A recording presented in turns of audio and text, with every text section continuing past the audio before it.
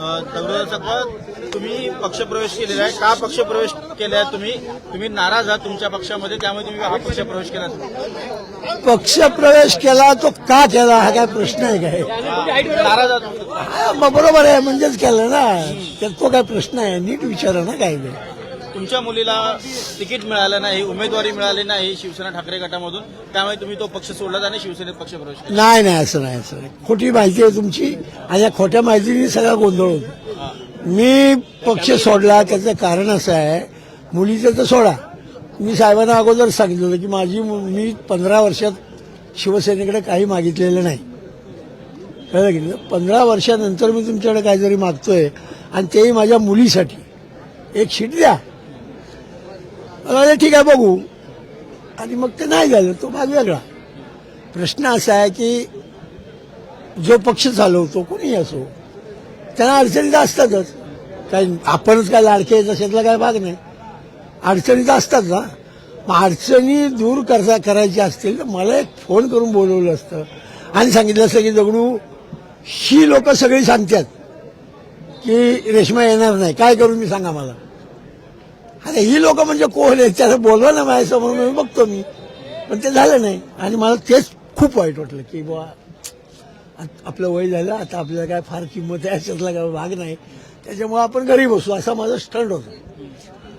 नंतर मग साहेब प्रचार करत होते, शिंदे साहेब, ते वरती घरी आले. मग आम्ही बसलो आणि मग असं ठरलं की बाबा आपलं घरी बसणं योग्य आहे की काय कुणाबरोबर जायला पाहिजे. तर मी आता कुणाबरोबर जाणार? मी काँग्रेसमध्ये जाऊ शकत नाही, मी बीजेपीत जाऊ शकत नाही, मी राष्ट्रवादीत जाऊ शकत नाही. पक्ष कुठला शिल्लक राहिला? हाच राहिला शिल्लक, म्हणून आलो मी. तुम्हाला काय वाईट वाटलं का? शिवसेना मातोश्रीने तुम्हाला 2 वेळा विधानसभेचं तिकीट दिलं, तुम्हाला आमदार देखील केलं. हा त्याच्यावर हे तर काही मात्र तरी देखील तुम्ही त्याला असं मातोश्री तू नाही दिलं. हा मातोश्रीने दिलं मानतोय ना मी मोठा झालो, मातोश्रीनेच मला मोठं केलं हे मी बोलतोय ना. मी काय नाही थोडी ना करतोय, पण मोठं केलं तर माझं डोक्यावर घेतलं तर परत पायाखाली चिरडायचं. काय तुम्हाला सांगतोय यार, माझ्या मुलासारखं आहे तू. दादा, शिंदे साहेब म्हणतात टायगर अभी जिंदा आहे. आता ते ठीक आहे, त्यांचा स्वभाव आहे, ते म्हणाले ते काय झालं तुला वाईट वाटलं? नाही ना. आता पुढे तुमची राजकीय रणनीती काय असणार आहे? आता मी प्रवेश घेतला त्याच्याबरोबरच काम करणार, विषय संपला. मग तुमच्या मुलीला काय आश्वासन देण्यात आलंय का? काही नाही, मुलीला काही नाही, मला काही नाही, कुणालाच नाही. तुम्ही जसं म्हणताय की तुम्हाला मातोश्रीने राबवलं किंवा मातोश्रीने तुमच्या मुलीला तो तिकीट नाकारलं, एकनाथ शिंदे ते तुम्हाला वाटतं की जसं ज्या पद्धतीने उद्धव ठाकरे वागले तसंच एकनाथ शिंदे वागतील की न्याय देतील? बघा कुणाच्या कपाळावर लिहिले का की हा माणूस कसा वागणार आहे? लिहिले नाही ना, मग कसं समजणार? आता तुम्ही भविष्य जाणता म्हणून तुम्हाला समजतं. तुम्ही एकाच गावचे आहात, अहो मी एका गावचा आहे, थोडा माझा नातेवाईक आहे आमचा, तरी पण मी गेलो नाही त्याच्याबरोबर. असं काय करताय? जर माझा गावाला आहे म्हणून मी जायचं असतं तर मी तेव्हाच गेलो असतो. आणि मला तशी दुसरी कुठली अडचण नाही की मला कोण अडवू शकतो.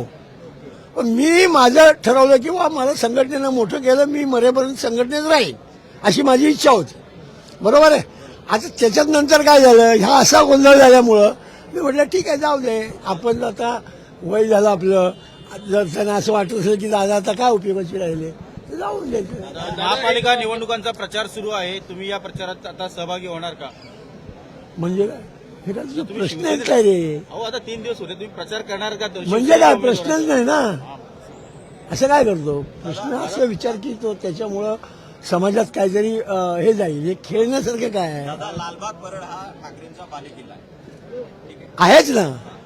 तुमच्या पक्षप्रवेशाने, शिंदेच्या शिवसेनेमध्ये पक्षप्रवेशाने तडा जाईल असं वाटतं? अजिबात नाही, अजिबात नाही. कुठल्याही पक्षाला अरे का काय मग मी भडकतो त्याच्यामुळे. एक माणसाचा फरक काय पडणार? त्यांना वाटतं मी एक माणूस आहे. दोघातल्या एकाने बोला म्हणजे उत्तर देईन मी. दगडूदादांचा लालबाग परळमध्ये जनाधार राहिलेला आहे, 2 वेळा आमदार राहिलेले आहेत. त्याला झाली 15 वर्ष. 15 वर्ष त्याच्या पुढच्याही मी काम केलं. मी ऍक्टिव्ह म्हणून मी घरात झोपलेला नाही, मी शिवसेनेचं कामच करत होतो. तुम्हाला माहिती नसेल कारण तुम्हाला दिसत नाही, तुम्हाला केव्हा दिसतं माहितीये की जेव्हा एखादं लोणचं लावायचं असेल ना जेवणात तेव्हा दिसतं. पण दादा, ठाकरेंच्या तिन्ही पिढ्यांपासून तुम्ही काम केलेलं आहे. आजही ज्येष्ठ शिवसैनिक कोण जर शिवसेना मोहरात जाऊन काम करत असेल तर तुम्हीच आहात. आणि अशा आठवणी मागे सोडून तुम्ही खरं तर शिंदेसोबत जाता. हो बरोबर आहे ना, मान्य आहे मला हे सगळं. अहो मी 4थी शिकलेला मुलगा, मी मच्छी विकलेली आहे, मी 7 रुपयात 10 रुपयात लालबागला नोकरी केलेली आहे. मान्य आहे सगळं मला, मी कुठं नाही म्हणतो ना करतो. आणि म्हणून मी त्यांच्यावर काय बोलतच नाही आणि बोलणारही नाही. आपल्या कोयना सोळशी कांदाटीत 105 गावातील 2 धाने वाघ एकत्र आले याचा सर्वत्र आनंद होतोय. दादा, याबद्दल आपली भावना. मग दोघांनी एकमेकावर झडप टाकू नये ना. संजय राऊतांनी तुमच्यावर टीका केली आहे, ते म्हणते की तुमचा स्वार्थ आहे म्हणून तुम्ही पक्षांतर केलं. असं म्हणतो संजय राऊत. संजय राऊतना सांगा की दगडू सकपाल शिवसेनेत कधी होते, तुम्ही कधी आले. उगाच माझं तोंड वाला खोलू नका. हा तुम्ही इज्जत देतो तुम्हाला त्यात राहा. नाही नाही काय नाही, मला काय सांगायचं कुणाला. अखेरचा निरोप काय असेल ठाकरेंना? काही नाही. मी कुठलाही कॉमेंट ठाकरेंवरती शिवसेनेवरती कुणावरही करणार नाही. कारण मला माहिती आहे ना काय कॉमेंट करून काय मिळतं. हे बघा, दुसऱ्याला लहान समजून आपल्याला मोठं होता येत नाही. आपण मोठं होण्यासाठी रक्त आटवायला लागतं, तेव्हा आपण मोठे होतो. ठाकरेंना जय महाराष्ट्र केला आहे, आता शेवटचं काही बोलायचं असेल तर? अजिबात नाही. काल त्यांच्या पीएचा फोन बी आला रात्री.